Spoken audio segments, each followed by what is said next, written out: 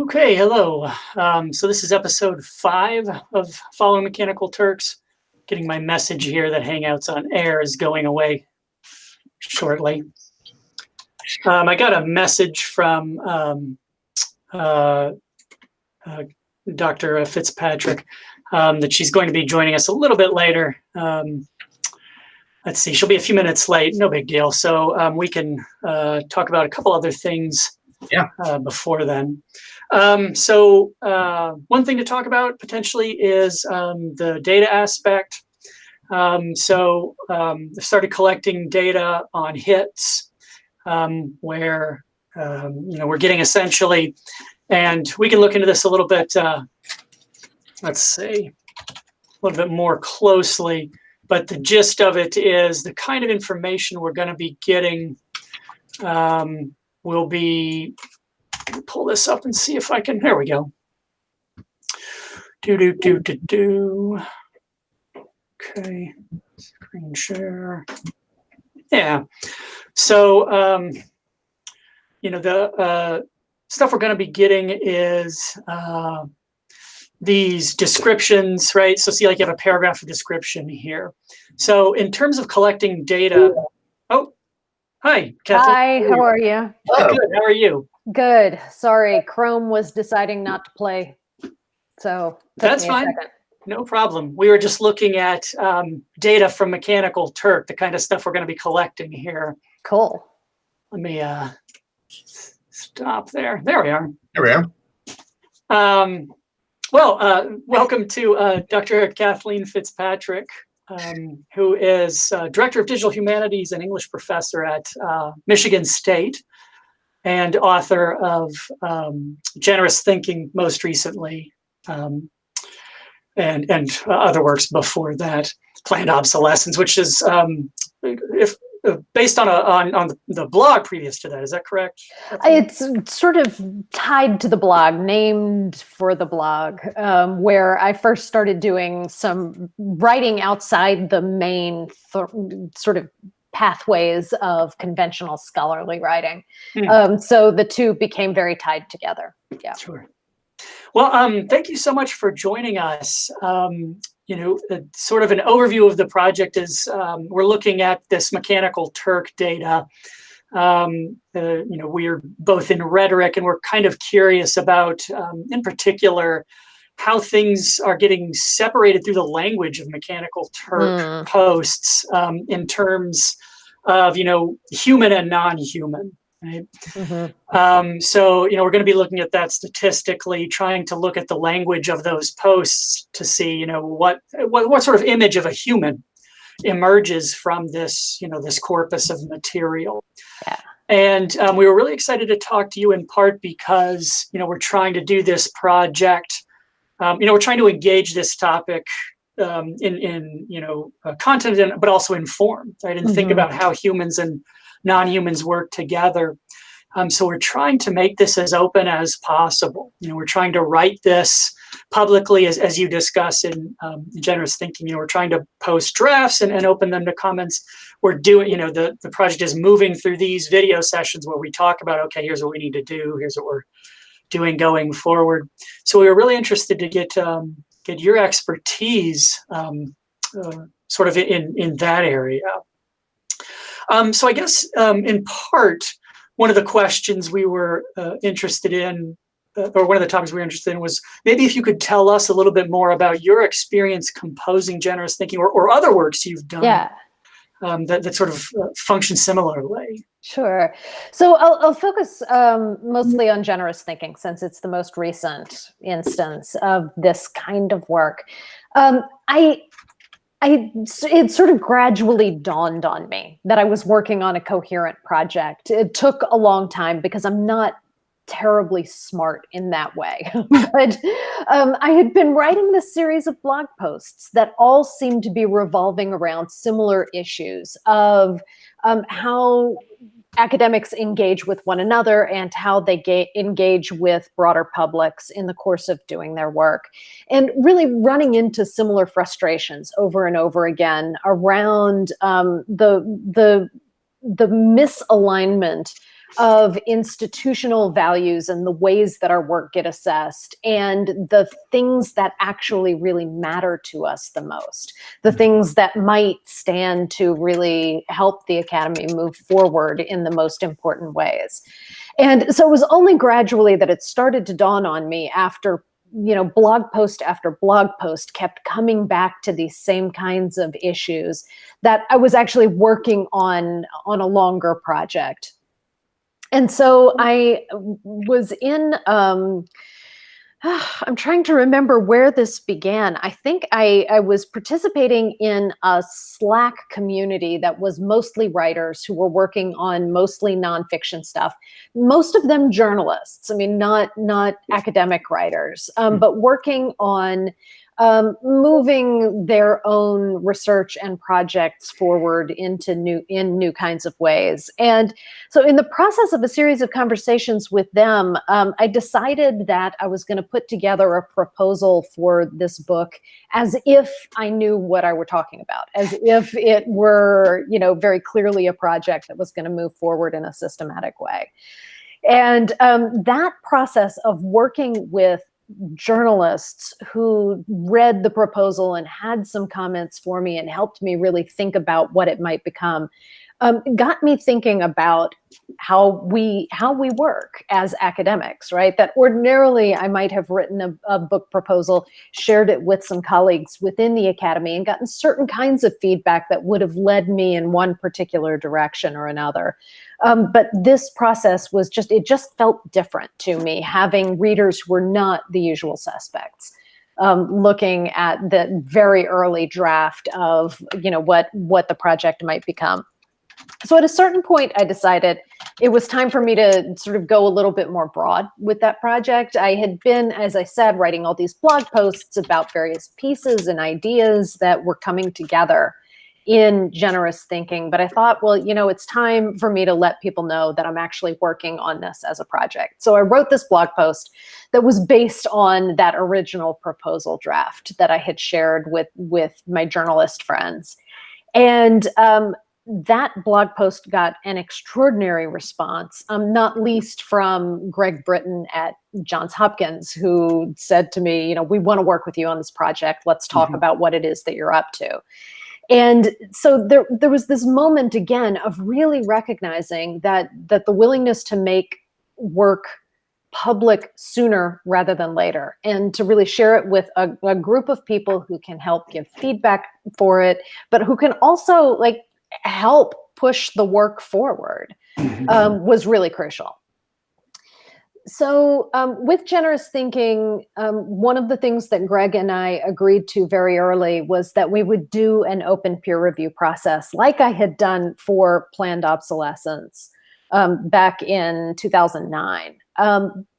I will say, though, that, by the time we were going into this peer review process, 2017, 2018, the world, or the internet at least, was a very different place than it had been in 2009. And, where in 2009, I just sort of blithely put the manuscript up online and emailed a whole bunch of people and, got on Twitter and announced that I was doing this and just let it out there in the world right away. I really felt nervous enough about what might happen that I felt like I needed to sort of stage a process in which the manuscript first encountered a community that knew each other and that knew me and that knew the project and that had some particular affinity for it, even if, there were within this group several deep skeptics who just, might respond a little more curmudgeonly, but who nonetheless had connections to me and to the other readers in ways that would be productive. And then after they spent a couple of weeks with the manuscript, we opened it up to the world and announced it widely and got, anybody who wanted to come give comments to do so. And it was a really extraordinary process. About half of the comments on the manuscript come from that first group of readers who were connected to me and committed to being part of this community that the book was building. But the second half came from people who came in from the outside and who just really brought different perspectives and really important perspectives to my thinking about how to revise the manuscript. I am not going to say that all of the comments were, rainbows and unicorns. There are a few of them that are really quite critical, and importantly so. And that really pressed me to think differently about a couple of the major, the ways that I was framing the argument and some of the sort of casual claims that I was making about things like the nature of community. They really pressed me to think in much more complex ways about that. So, there are places where I feel like the work in being imperfect was a little vulnerable being out there on the internet. I think that vulnerability was ultimately a really, really positive thing.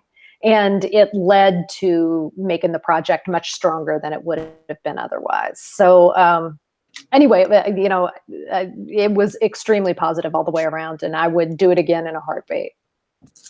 Great. Yeah, I really like the language of staging the project, right? So rather than just throwing it out there, you think of it in terms of steps. And I think that's one thing that Jeremy and I have talked about a lot because of, I think building on your notion of like going public as sort of sooner rather than later. That we're going public even before we sort of know what our thesis is. Like part of what we're doing, this is why we're talking to you. Yeah. It would be about a project that's about, right, Mechanical Turks is even thinking about, so this week, right, thinking through how the collaboration takes shape. Last 2 weeks ago, we talked to a colleague about possibly one of the theoretical frameworks that we might use. So we're getting into the sense of not just that we might not produce something that's worthwhile, but even before then, in terms of we might not even have something at all. Yeah. And so, so I really like that notion of staging it, because we're really at the point where we don't know yet many things. So. Which is, I think, great. And I think, fantastic to be able to bring other people along as you're doing this thinking out loud about the project and what it might or might not be.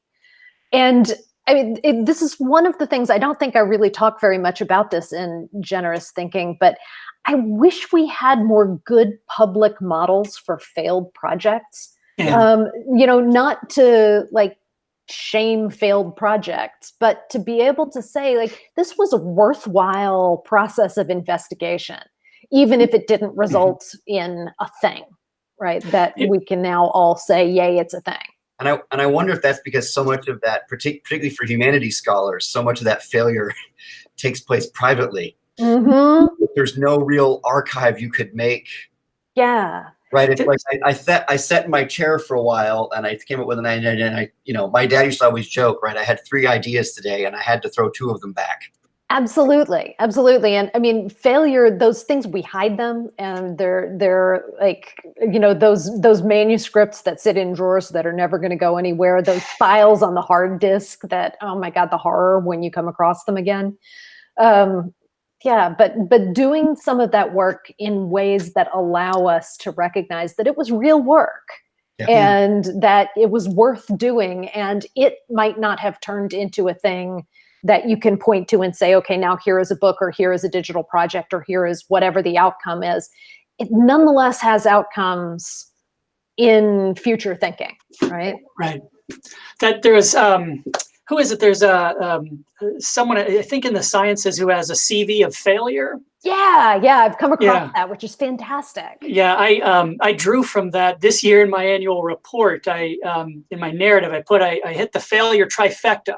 I had a book chapter, a conference, and a grant proposal all shot down. So, but I included it because it took a long time. Absolutely, absolutely. I was so happy when I got to Michigan State and discovered that the annual review process has, in the horrible form we have to use, one can include grant proposals that were not funded. Because those proposals are super important, and they take an enormous amount of time, and they should definitely be counted toward the work that we're doing. Yeah, and that maybe connects with one of the issues that you mentioned, and that certainly comes up in the book. This question of institutional credit. Yeah, because related to I think this other issue of getting people invested is. And it doesn't even need to be mercenary, but what are they getting out of this, right? What's the trade-off? Right. And I wonder about that because, if we're asking people to more or less, hey, contribute to our project, it seems only fair that they get some level of institutional credit, but we're not exactly sure how to manage that. yeah. It might be worth looking at. The example that's springing to mind right away is my dean's project, the Public Philosophy Journal. But there may be some other projects like this. I'm sure there are. In fact, I would just have to go digging around to find them, in which the goal of Public Philosophy Journal is to turn peer review into a formative process that's really helping the author make the work as good as it can possibly be, rather than aimed at deciding whether the work should be included or not, whether it's good enough, right? But one of the things that they're looking at in that formative peer review process is exactly this question of how you give credit to reviewers for doing the work of reviewing.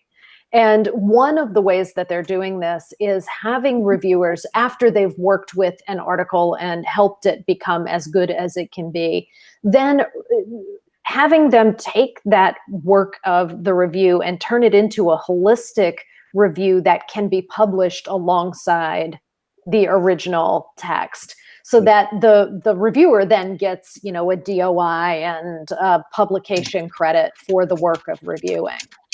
And there are other journals that are experimenting with, rewarding reviewers in different ways for the work that they do, allowing them to, get credit. Mm-hmm. I mean, we even struggle with what to call these things we're doing. Oh, she cut out. Oh, yeah, let's see. Oops.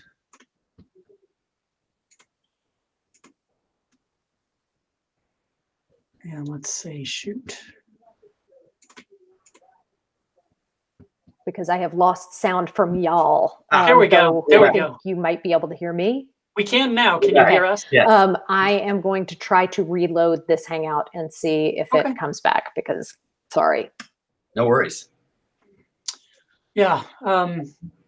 So that's interesting, that question of credit, because, in part. Yes, go again. Okay, fantastic. Excellent. Sorry, we were talking about, Nathaniel, you were mentioning, we're not even sure how to, should we set up roles or something like that in terms of what people contribute? Are we bringing you in to collaborate, or are you brought in as a consultant? That's like the term I'm at least keeping in my notes, right? Yeah. People for consultations, but it's because depending on, and right, given how invention works, right? Come in for like a 10-minute chat and give us this germ of the idea that's actually like the thesis. And so even measuring we could quantitatively do it, I guess, right? You spent so many hours working on this project. Yeah. But at the end of the call, put this throwaway line that ends up becoming like the thesis. And are they, right? There's a certain sense in which they're now a collaborator or a co-author because they've given you the, right? Because in many ways, we can't know ahead of time what someone's impact might be, right? That we might have a chat with somebody and 6 months later, it finally clicks what they, right? Yeah. I think that there are a number of publishers and publishing organizations that are working on taxonomies of contributorship. And some of it is extremely problematic. I know Elsevier is working on ways of categorizing these kinds of contributions to projects as a way of feeding into sort of data mineable analytics for, understanding the academic career. Super problematic. On the other hand, I think there are things that we might be able to learn from some of those taxonomies and adopt to more open and more sort of humanities forward, values oriented scholarship. Because I do think that matter of really understanding what someone's contribution to your project has been in a holistic sense it's crucially important for getting a community invested and involved, and for giving credit to that community in the ways that they deserve. Because we don't, as Jeremy pointed out, right, this whole form and content thing, we don't want to turn these, or maybe we do, turn these consultations into human intelligence tasks, and we give you a penny for every good idea that you give us. Right? The equivalent of the academic penny. Right? Yeah, we'll be sending you a check for 67 cents when this is all over. Right. Well, and related to that potentially is community building, because I think we're having a lot of, really productive success in these models, in asking people, particularly as you pointed out at the beginning, these tend to be people who we would have, some sort of network connection with, to come and speak with us. In part because, if we're commonly talking to academics, they're people who are going to want to talk about ideas, ideas that they're interested in. What I'm a little concerned about is things like, when we're posting drafts and opening it up to comments, are people going to make comments on a draft? Are they going to have that level of buy-in? And it sounds like you had a pretty substantial level of buy-in. Yeah, I did. And it came from a very wide range of folks, some in my field, some nowhere near my field, some more senior, some, grad students, and other folks who were just really interested in the ideas. And I think finding, I don't know how well that scales, because it's a lot of work for everybody involved. But I do think finding those communities and those individuals that really care about the work that you're up to. And I think, particularly in looking at Mechanical Turk and at, the ethics of Amazon as an actor in the media sphere it's something of enormous interest to a lot of people. So I do think that starting some conversations and judging who's out there that wants to be involved in helping you with this process, or at least in being in dialogue with you about this process, arguing with you about it, would be productive. Yeah. Because since we are at such a incipient state, it's we'd really be interested in having people who have perspectives that will shape the direction of the work, right? We wanted to get away from, well, we've got a finished manuscript. And the sort of glib way to think of this is, subverting reviewer number 2, right? Right. Where someone's got a real axe to grind, rather than doing it at the end, let's talk about it at the beginning, because maybe you have some really good points here, and it could shape things before they're already, unavoidably on this track. There's no way we're going to get to your track at this point. Absolutely. One of the other things that was most useful for me, both in the open review processes for planned obsolescence and for generous thinking, was in being able to see reviewers talking to one another around particular points. So it was a lot easier for me, because of those conversations, to be able to understand where I was just dealing with reviewer 2 And where, in fact, what seemed like an idiosyncratic and kind of cranky response was indicating something that I really needed to pay more attention to, right? Because by the time the second reader comes along and says, yeah, I'm not sure I would frame it that way, but in fact, there is an issue here that you might want to think about. Then I can start seeing, okay, this isn't just pure idiosyncrasy, and this isn't just crankiness. This is something real to pay attention to. And so, yeah, but that required reviewers to not just be responding to the manuscript, but to be responding to one another as well. I wonder if that, I mean, in part, one of our struggles, I think, is going to be getting people involved is, I think, as you outline it, right, that one of the ways you could get people interested in Mechanical Turks is the ethics, right? But we'd already have to kind of define what our angle is going to be, right?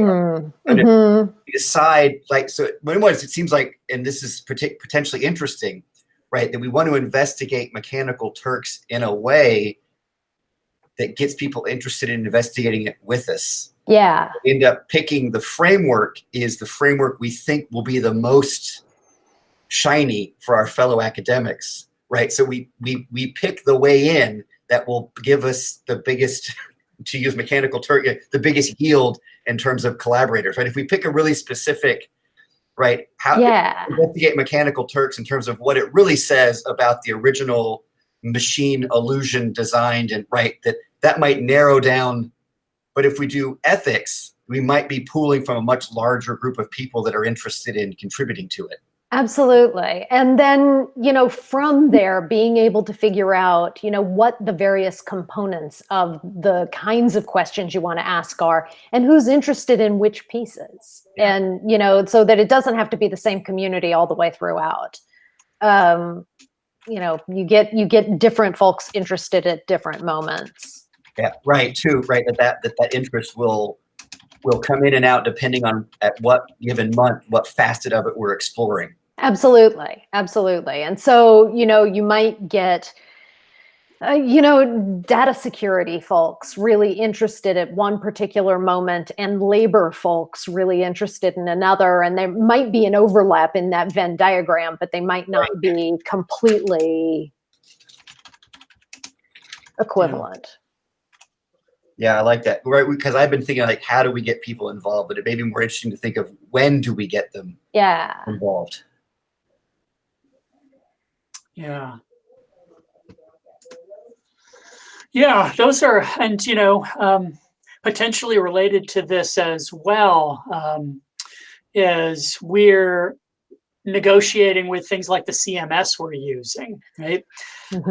Because one of the things, particularly because, and one aspect I value is that Nathaniel and I are doing this together because, as you mentioned, if I were to do this alone, I'd feel much more, I don't know if maybe defensive or anxious about this, but at least I've got a partner in this. Right. But because of the ways we work and we work differently, we're already starting to spread out electronically in all these different ramifications, right? And we're trying to wrangle them into Manifold, the CSS we're using. And so it's become a very real partner for us in terms of, what does it do well? What is it sort of less conducive for? How did you manage sort of the technical underpinnings of your projects? The technical underpinnings are relatively simple. I mean, I'm in WordPress using the Comment Press plugin. So Comment Press allows for paragraph by paragraph commenting on long documents. And I just basically put the text into WordPress, made sure that Comment Press was playing well with it, did a little tinkering with the CSS in order to get it looking the way that I wanted to, and that was it. It was really pretty simple. I haven't yet gotten to play with our Manifold test installation to see, what kinds of things it can and can't do. So I'm really curious how you're finding it so far. As I think I mentioned to you in our email exchange, we're in round 2 of the Manifold test groups. And I'm really looking forward to, getting to find out more about it. Yeah. Yeah. So I was just sharing this, and I don't think there's anything, I don't think I'm exposing the internals of the Mechanical Turk by showing the administrative mode here. Cool. So it is interesting because, for example, as far as we understand, things like the presentation of, well, even things in order. So like sequencing things like these blocks, or how we view, video discussion episodes here. It gives the user a fair amount of control. But in terms of like text collections, I'm unable to find ways to set, defaults for those. So defaults for organizing the things, the resources as they're put in. Yeah. Yeah. And perhaps for collaboration may be useful. It's easier for people accessing the site externally to organize it than it is for us internally to organize it. That is extremely interesting. So it shifts all of the agency in terms of organization from the authors to the reader, from the publisher to the readers. Yeah. Yeah. That's In kind of places. fascinating. Yeah, I mean, you can see an example sort of like this, and I've tried to use, different kinds of collections to organize things.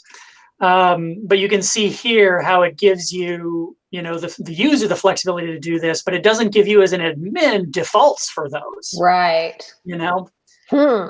And it does, one thing that kind of came up for me was this question, as you mentioned, if we're going to do things like post drafts, and right now we have pieces of drafts, like we have a sort of part of a method up here, sort of the start of a methodology section. Yeah.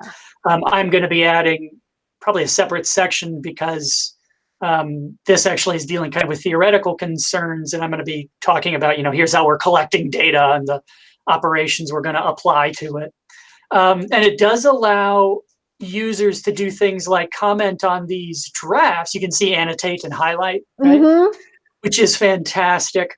One thing I was kind of hoping for, and I don't believe it's part of this, is then sort of a wiki functionality closer to a Google Doc, where in looking at those comments, Nathaniel and I could change this text directly. And as far as I can tell, if you ingest text, I believe you have to then just re-ingest it. Okay. Right? So we can use those comments, make changes, but then we have to essentially re-ingest the text. Does it provide for versioning at all? I mean, are you able to look at That's an excellent two question. different versions of a text and see how it's evolved? I don't know. I don't see an easy way to do it. I'm sure people who are more familiar with Manifold are screaming at me right now, but I'm not certain. We'd have to poke around to see if it does discrete. I mean, Yeah. There'd be ways to manually do that by keeping it, and then just making a new version. But right. If you're coming from a model of like, well, this is like Google Docs, where sure enough, you can rewind it. It saves comments. It doesn't quite seem like it's set up like that. Yeah, that I'm not entirely surprised. I mean, given that this platform is built primarily by a publisher, right? That is going to be a little bit, at least, less interested in the malleability of the underlying text over time. Yeah. That having been said, I mean, I would be surprised if there weren't some kind of way to do this. So as we get our instance up and running and we start tinkering with it, I will definitely keep an eye out for ways of handling this kind of question of versioning and editing and so forth. And we're on version 2, so there is another, we're an update behind. Oh, okay. We're going to be starting in with the new one, so I'll let you know if there's stuff in there. Yeah, that's another thing is some of these questions we were hashing out and we were thinking, well, a lot of times the quick answer to this is, do you have the latest version? And I think our answer is no, we're not certain. And since we don't control this, we'd have to, I think, speak with our publisher. Yeah. Sort of about, can you update this or would it break things you're doing or? Okay. Yeah. Okay. Well, I will let you know what I find out if I run into anything Okay. that would help with that. I mean, this is something that I ran into with Comment Press as well. Comment Press is super flexible in terms of commenters' ability to comment on local things, to annotate things within the text, and that's really fantastic. But it creates some challenges if you then go in and edit the text that commenters have commented on, because it can at times break the links between their comments and the text. So it's not perfect, but it has been a really great way for this kind of discussion to take place around a text. I'm really looking forward to seeing what Manifold can do, because the implementations of it that I've seen have been really productive in terms of annotation. But again, it's been annotation on a relatively stable text. So. Yeah, and I'm never one to, I mean, part of the sort of conceit of this project is that, these are agents. I mean, they exert a form of control over this, or and so I'm never one, to blame tools. We always have this discussion about our learning management systems here. Everyone's blaming Blackboard or Canvas or whatever, and I'm like, it's the John Lennon quote about, give me a tuba and I'll get you something out of it, right? I mean, we can hack together the tools, but they are, they're doing things. They have an active hand in this. Right. Yeah. No, and our big thing now too is because of the way that Jeremy and I work, we're already early on in the stage of the project, already somewhat anxious about being able to wrangle the stuff that we already have. And because part of what we want to do too is part of making the process open is one of the things we want to do is, in addition to allowing people to annotate what we're writing, we also want to share the resources that we're here's articles we just read, share with people, because we also want to see how people so if we have like a foundational text we're working with, something that's providing a rationale for us, we'd also want people to read that and see if they're taking out of it what we're that absolutely annotate our source material as well as our own material. But I like that. Or people who are familiar with it, who say, oh, you guys are doing this wrong, or you're not familiar with this, which might be really useful to you. Which, interesting. You've highlighted the wrong basically you've highlighted the wrong paragraph in this article. Right. You missed this thing 2 paragraphs later where he then stands that idea on its head. So You read the setup and not the punchline. Right. Which I have gotten, I have gotten those comments about as well. You've missed the point of this piece, Jeremy. Yeah, I know that reader response and interpretation, but this is wrong. It would be useful to be able to allow for that kind of open annotation. So cool. Well, and I think just one last thing, and then of course, if you had other questions you'd like to talk about, I just we were circling around a little bit these issues of peer review, and it relates to those issues of institutional valuation, because as I think I mentioned, peer review for this is odd. I mean, there's no anonymity. And so, there are legitimate sort of institutional questions about, is this scholarship as we understand it? I mean, because we are aiming to end up with a product. Right. But I mean, do you then take that product and give it to people who are unfamiliar? There's sort of these weird issues of peer review that I'm not sure we're institutionally set up to handle. Yeah. I mean, it is a real challenge. If peer review is only understood as the potentially anonymous evaluation at arm's length of a finished project to determine whether it should be published or not, then it becomes really challenging to find the right reviewers for something that has evolved over time, that's evolved in public, where it's built a community and everybody's been involved with it. Like who is at arm's length enough to be able to anonymously evaluate that final thing.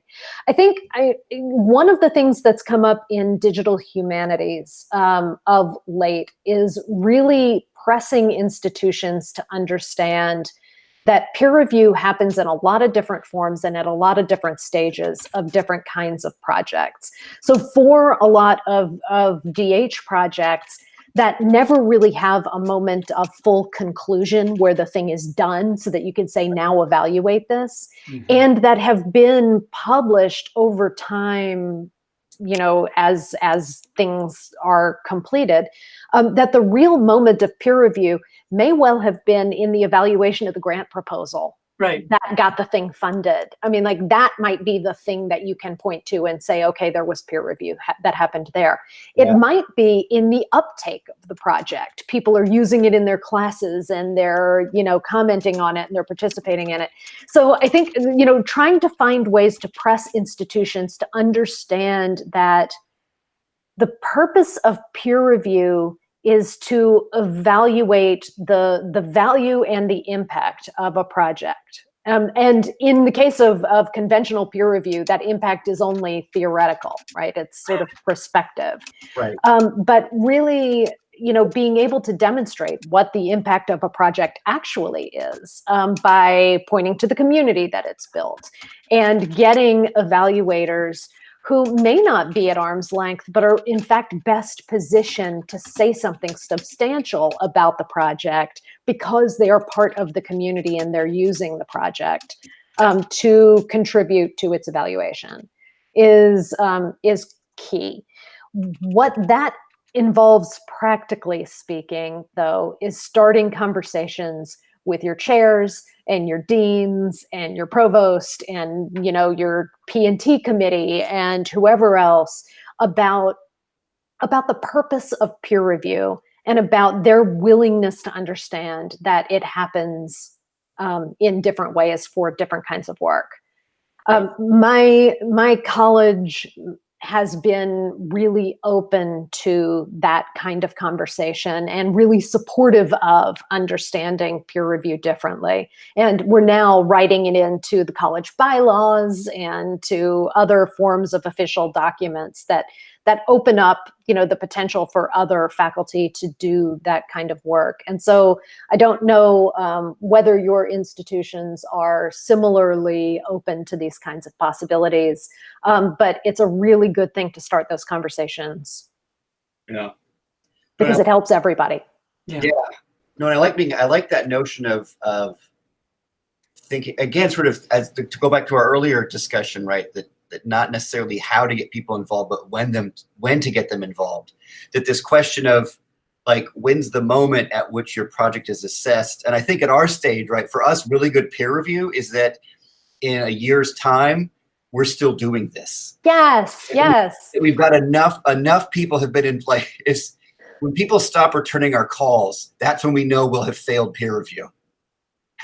I think that's a really, really great metric. Like that we made it to the end. Yeah. That's how you know we did it.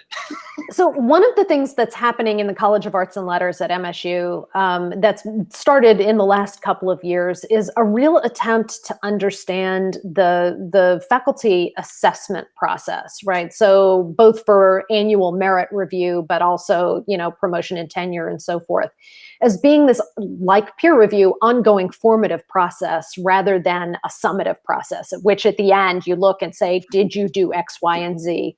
You have leapt all the hurdles, therefore you get the reward. But that instead asks faculty to sort of set and describe in really interesting ways their goals and what sort of milestones they're going to reach along the way toward those goals, and then have this periodic process of checking back in and saying, does the goal still obtain? Are you thinking differently about the work now? How are those milestones coming?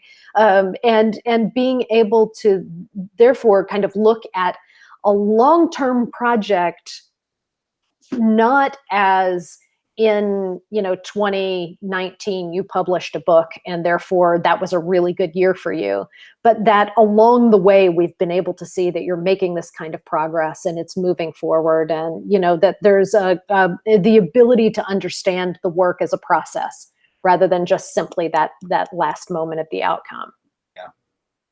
Yeah. It's almost like peer review should be a lot more like just how we teach. Yeah. God, what a concept. Peer review could just be pedagogy, right? I mean, Right. Yeah. Yeah. If we're still here in a year, that would be something I would put in my, I don't know. How's it going? We're still here. That feels pretty good to me. Yeah, totally. Well, I think that's the sort of main issues we wanted to discuss. The one thing we do commonly ask, because we're always looking for leads, is do you know of anyone else who might have insight into what we're doing that maybe we could speak with or contact? Yeah, I mean, in terms of some of the questions that we've been talking about around composition and community building and so forth, on the Manifold specific side, you might reach out to Matt Gold, who's one of the forces behind Manifold, and he might be interested in talking about the ways you're using Manifold and its community building potential. In addition to that, I don't know if you've been in contact with Cheryl Ball at all. But we know her. Yeah, I kind of assumed you would. You'd probably move in similar circles. So she might be worth talking to in this. And then I was thinking that somebody like Dan Whaley at Hypothesis, who has been working in open annotation for a really long time and who has been doing a lot of sort of standards development and community building around it, particularly in thinking about the kinds of annotation that you'd like to build around your sources, not just around the work that you're doing, could be really, really useful. So those are just some people that I was thinking of as we were talking. No, that's great, because my thinking about having people comment on it is I've used Hypothesis a couple times in my history of rhetoric class, where basically we all work from the same set of PDFs, and by the end of the semester, it's just a nightmare of.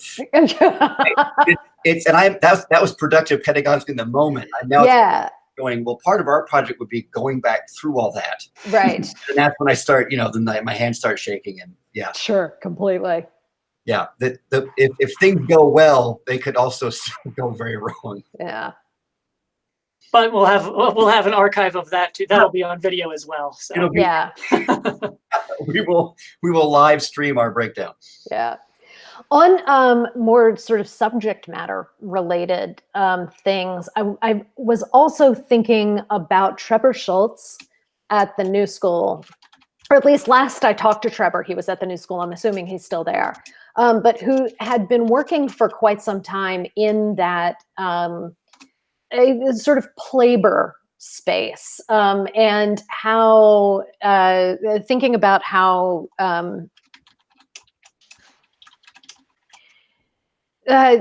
something like Mechanical Turk encourages us to think about, encourages us to structure our play as labor, but also encourages us, for all the obvious reasons, to treat the work that we're doing as if it were play, in order to contribute, value to a corporation. So as you start kind of thinking about the Mechanical Turk aspect of things specifically, Trevor might be somebody that's useful to talk to. Great. All right, fantastic. Cool. Did you have any other I topics? do not. Okay. I'm gonna, like I said, look forward to following and seeing where your use of Manifold takes you in this process. So, and I'll let you know again if I run across ways to make Manifold do the things you're trying to do. Yes. Great. Yeah, we'll be interested to see too, since I bet. we're building the plane as it's in air. So excellent. Well, thank you so much for speaking with us. My pleasure. My pleasure, of course. Yeah. and again, you just recently wrote generous thinking. I noticed on your blog it looks like you're moving toward another project. Yeah, I'm sort of sneaking up on it. That has to do with the failed sociality of social media, and whether there are possibilities for building something better, something more genuinely social. But I noticed that you were using "We've never been social" in there. Yeah, As a tag. Yeah, little Latour nod there. So. We get a lot of mileage out of just even a little. Yeah. Excellent. Yeah. Well, thank you so much again. Thank you. Y'all. Good luck with everything. Thank you. Thank Take care. Bye. Bye. Okay, I guess it's just you and me now. Yep. All right. Well, that was great. I think we got a lot out of that. No, that was excellent. Yeah. I like the, I think as I mentioned a few times, I like the kind of temporal aspect, both of interest and review, is thinking about when we get people interested, as opposed to imagining we have the same core group of people interested the whole time. We might actually think about, might be months where a certain group will be interested, and then they might drop away, and then a new group emerges. So it's less about sustaining interest the whole time, but actually thinking about sort of pockets or moments of interest. Yeah, that was a really good point, because then also the expectations of collaborators aren't in perpetuity. Yeah. Right? I mean, it's like, hey, come contribute and then dip out because you have your own life to live here. Yeah, like a la carte collaboration. Right. Yes. Yeah. Boy, how long of a timeline are you thinking here? I have no idea. Yeah, I did say in a year, and then I realized for myself, I guess. I mean, it's one of those things. I mean, I have no idea. Yeah, we'll see. I mean, I bring it up in part because we were sort of chatting a little bit about data collection. I'm starting to put together a timetable for that of, realistically sort of like I've already started doing it piecemeal. So yeah, I mean, maybe that's our preliminary, or at least it marks some discernible, significant stage of the project. Yeah, because in that case, I'm going to want to hit a particular threshold and then stop collection, because otherwise you could continually do it forever. Yeah. So I'm going to, set up a schedule where I'm doing it. I was thinking over, it's basically till the end of the year. I mean, it's, 10-ish weeks, depending on how things shake out. Looking at potentially a breakdown where we're looking at, 20,000, upwards of 20,000 events. And when I say events, we're talking about individual hit posts. Okay. Within posts, sometimes in fact, frequently, there are multiple hits available. So basically, it's when you're asking multiple people to do the same thing. It's not like you have 100 separate posts, right? Oh, I see. You just have the post and there are 100 slots. Okay. Right? So sometimes people who I think are a little less familiar with that will do, here's 5 identical posts, each looking for one. And I'm actually not, I'm leaving that. When I collect the data, I'm like, well, what I'm looking at here is Turk as a service. So I'm not, doing any subjective, well, I'm going to collapse those together because I think I know what they intended to do. What I want is a sense of the Turk, which means if there's someone who pops up a bunch of repeats, then that's what people see, Right. No, that makes sense. And it's also, it's just more of an ethos of hands off the data, because any kind of cleaning that you're doing is going to have, and that was part of the workshop last week at the ICP-SR, to put in a plug. It's interesting. I mean, any kind of data cleaning you do, including things like removing punctuation, can have super significant, it's like watching chaos theory. If you remove periods, things go nuts in a way that you can't anticipate. Yeah. And there are actually ways to check that. We looked in the workshop at things like, if you do certain pre-processing steps, how much do things change? So you actually can check that, but ultimately it's a rhetorical notion of that. It's not, is it bad or good or right or wrong? It's, what are you trying to do with this? Right. I mean, the instructor was, adamant about, in, certain stats, of course, there are, oh, you have a mistake in your equation here. But beyond that, when we talk about things like thresholds, are you using words here or bigrams, right? Units beyond just a single word. The question is, what comes out of that, not which one is right. All of those parameter decisions are really, they're rhetorical because they end with different outputs, in some cases, very, very different outputs. So you have to make decisions and defend those decisions about, here's why I did what I did. Now, as I was talking sort of to you about previously, I think our way out of that, or our response to that, is we're not trying to we don't need an a priori notion of, here's our correct process and here's why that's correct, and now we're going to apply it to our body of text, because we're not making predictions here. We're working toward description. So what we can do is do these things multiple times in different iterations and see what those differences are, and then describe them. Right. Say, okay, if you make these changes, it says this, and if you make these changes, it says that, and maybe here's, we're doing the work of analysts. Here's maybe what we can take from that, right? So I'm not too worried about that aspect. I mean, I think the way I was kind of thinking of it in my write-up was, we're trying to ascertain the contours of this. So we're just pinging away in darkness. And trying to see, all right, well, what's the shape of this, right? It's not focused like a laser. It's like buckshot. Right? Yeah, no, I like the notion of pinging it, right? It's just active sonar, and defining the shape of something based on what comes back. Yeah. And I think then ultimately, and this is always a division I make between philosophy and rhetoric, rightly or wrongly.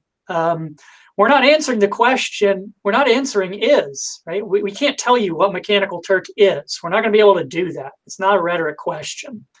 We're going to be able to tell you, some things it does, some things it interacts with, but it's like, but what's the answer of what it is or what its, nature is? That's not a rhetoric question, really. That's a philosophical question. I can't and won't. Right. That's kind of the, to me, that's the historical rhetoric philosophy schism. We don't try and answer essentialist questions, because either you're not going to find an answer or that answer just isn't useful. Even if you could, that's why Gorgias was the nihilist, right? I mean, even if there was an answer to that, couldn't communicate it, we couldn't be certain, and it wouldn't have the effect we want anyway. Anywho, so, to thumbnail it, I'm doing data collection now. I learned a lot of different operations we can apply and a lot of different ways we can look at that data, some of which will potentially rope in Mechanical Turk. Things like we were chatting about, we can do things like pull out essentially categorizations, so X number of jobs fit into this category because they use these kinds of terms frequently. And then we can say something like, oh, it looks like these are jobs where, for example, you're being asked to use sensory data in ways that are non-trivial for machines, right? Yeah. And in this category, it looks like you're being asked to say something about human psychology, right? It's like marketing surveys, right? Right. So potentially we may see stuff like that, but you can rope in the Turk itself by doing things like, instead of us imposing those labels, they're usually just called labels, about what those categories are, take those frequently occurring terms, post a hit where it's like, given these 10 or 20 terms, what word would you use to summarize them, right? What's an appropriate label for this? Yeah. And see what Turkers say about that, right? I mean, there's lots of interesting ways to vet this data or get another angle on this data that ropes in using the Turk itself. Yeah, this is, it's in John Durham Peters has a book called The Marvelous Clouds, and it's like a media history. And he basically says you don't need to map the internet. The internet is its own best map. right? Given the way it's structured, right? You don't have to impose a map upon the internet. The internet is a map of itself. Yeah, that's kind of interesting given the the Borges metaphor that Baudrillard, I mean, the notion of hyperreality comes from that Baudrillard or that Borges story, unless I'm mangling this, about the map that is in all ways identical to the territory, right? Yeah. And in that scenario, the thing itself is the map. I mean, another wrinkle to this, is another voice in this conversation probably should be, let's, make a hit post that is just quite simply, hey, Turkers, what are the kind of jobs you get asked to do? Right. I mean, this is what Turk is set up to do. I mean, just ask them. Yeah. And then we can see, what Turkers' responses, possibly humans, perhaps bots giving us those responses. I mean, any survey is going to get some number of bots. Yeah. Versus, what we've pulled out of the language of those hit posts themselves, right? So here's what people say. Here's what we're seeing. It doesn't mean one's right and one's wrong, but those are different voices in those conversations about, the distinctions between human and non in MTurk. Yeah. No, I think really exploring this through looking at hits, but also crafting them, and Yeah, this kind of experiment as sort of experimental. I'm a very busy guy. I understand. We're almost at our limit here. I mean, that's the thing. What was exciting about this is, I mean, truth be told, this project it could be, I mean, it's basically a career. I mean, we want a paper out of it, but there are so many, I mean, I feel, a little bit naive because it's like I'm going to that workshop and saying, I'd like to do statistics on MTurk. It's like, yeah, but what do you want? I mean, it'd be like someone giving you words and saying, do rhetoric on that. I mean, it's just like there's so many potential questions and so many potential methods to address different questions. I think what we can do is just kind of take on a few. Yeah. And ultimately, I mean, I do want a paper. In some, world, there may be potential to go beyond, okay, here's one finished product. Do we still have the steam to keep going with the project and see if other papers, maybe even those done by other people, know? I mean, it could truly be a place where we've got all this data, we have all this, this community interest in it. I mean, this is the project in its best form, right? Yeah. Where it could continue beyond a single product. I mean, we don't have to do everything. We just have to do one thing with this. Yeah. No, it could be. There's multiple iterations and parts of this project that you and I potentially aren't even involved. I mean, that would be really interesting. Yeah. That there's fruits of this that I mean, going back to the kind of institutional credit.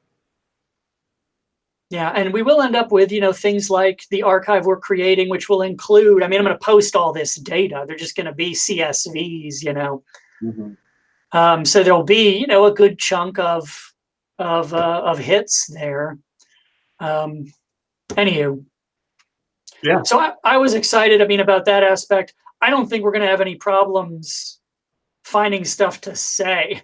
I mean, once we get the data, there's a almost infinite number of things you could do to it to find things. No, I think abundance is going to be our problem. Yeah. Gosh, as is always my problem. I got some feedback about that, triple size thing, and they were like, yeah, it's interesting, but you gotta put a circle around this. So let's see. Okay. Yeah. So yeah, let's wrap up. What next steps? One thing that came out of this is, do we want to talk to the publisher about updates? That was on one of our to-do lists there. I think particularly after this conversation, I wonder if we might even, and I'll look into what's available on the next version. And it could be if there's a case to be made for, right, if they're just tweaks. I mean, I know that the third version has the block functionality, which I think would help us organize it a little bit more. But there might be some other features as well. Versioning would be really great. If it's just us making changes offline, and then as you put out in feeding it another one, it's going to be hard, I think, as in Google Docs, to basically sort of track the revision history, which, I mean, we may decide that that's the tracking the version history is not worth it, but it might be. But and there'd be ways possibly to kludge it even the way we have it now, where we can potentially make collections of those texts, where you'd have one iteration that would have its annotations, save that, re-import a separate text but with the same name or whatever. You know what I mean? So there may be ways to kludge it even if it's not built into it. Yeah, there'd be an archive. It would be less. There'd be less functionality, but it would be up there. Yeah.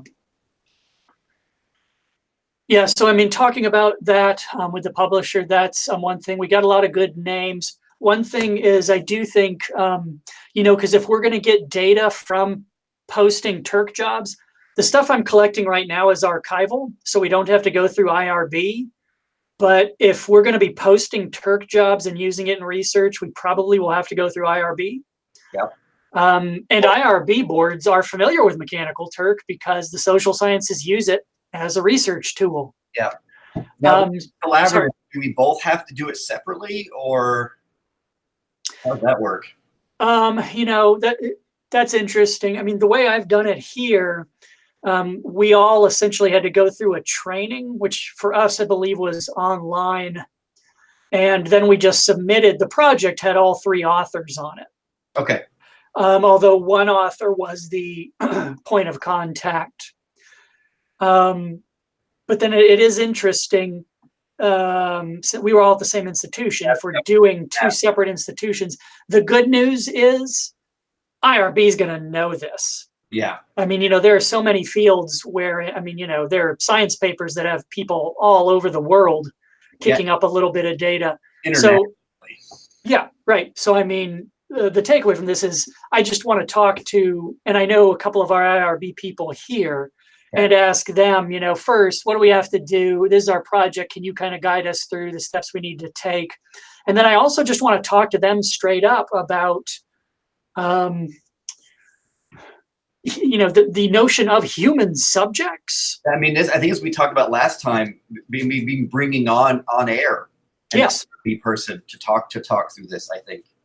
Right, because part of this is a notion of a human, and IRB has a construct of what a human subject means, and that is embedded in language and codes. Yeah, and I think importantly, rhetorically, they use it to do something in the world.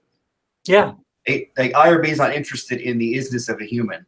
We need a concept of the human with which we can accomplish things. Right, and it's high stakes because they're talking about treatment of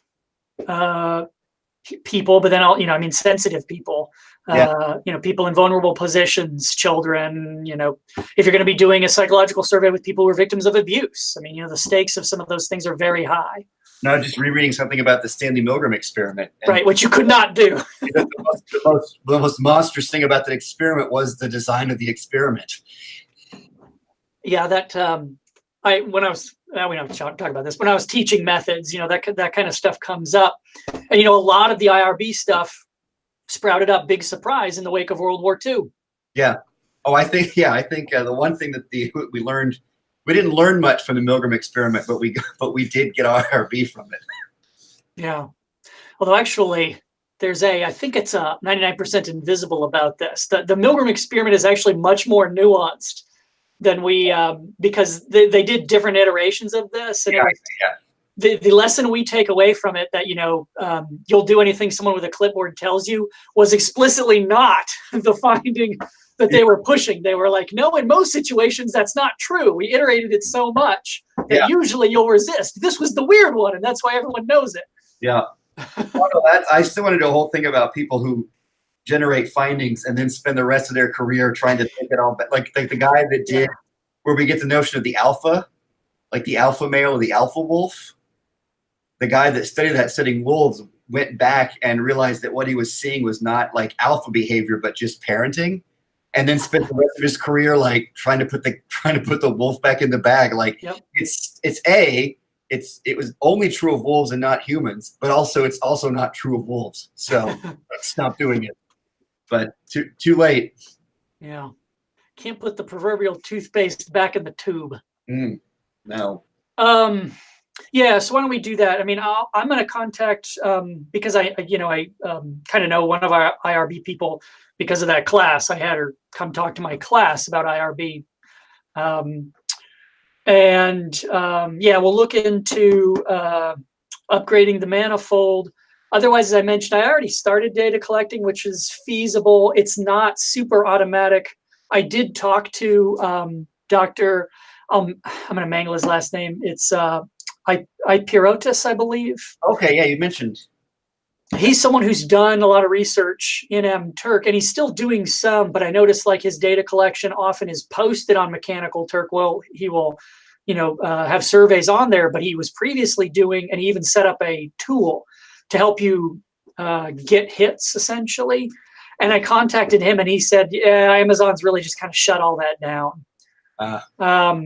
Which is interesting. I mean, they've been kind of antagonistic about that kind of stuff. So there are ways to get this information, but it's just not nearly as automatic as, using an API and getting a dump of, it's just, I'm doing web scraping and then cleaning up the code through I set up basically kind of a script that, remove this, change that kind of thing. So it's possible, but it's not just like, push button. Right. But that's continuing apace. I'll set up sort of a randomized collection interval to try and get a representative scatter of, different jobs. That'll take, as I mentioned, months to go through, in part because we want to make sure we're getting a sort of, a sweep in terms of time. Right. Yeah. Because it could be we're in a season and we don't know it. Maybe this is a season when a lot of these jobs pop up, and then sorry, go ahead. If like being on the academic calendar, like doing it in the summer. Yeah. Somehow. So we do want a bit of a sweep, and then, just the number of active jobs at any one time. It's not like you can pop on there and get 25,000. That's not how it works. Yeah. At any given time, about 1,000-ish are going to be active. And then I also want to make sure I'm not getting repeats and that kind of thing. So data collection's continuing apace. Okay. And then we'll have operations. And, once we get a workable corpus, we can fire through some things and just kind of see, what stuff pops out. Just in terms of, okay, these are some operations we can run on that data. Yeah, just to get a sense of what we have. Yeah. So those are sort of the main things. Is there anything else I'm forgetting right now? No. Okay. All right. Well, then that's that, and we'll continue with those things.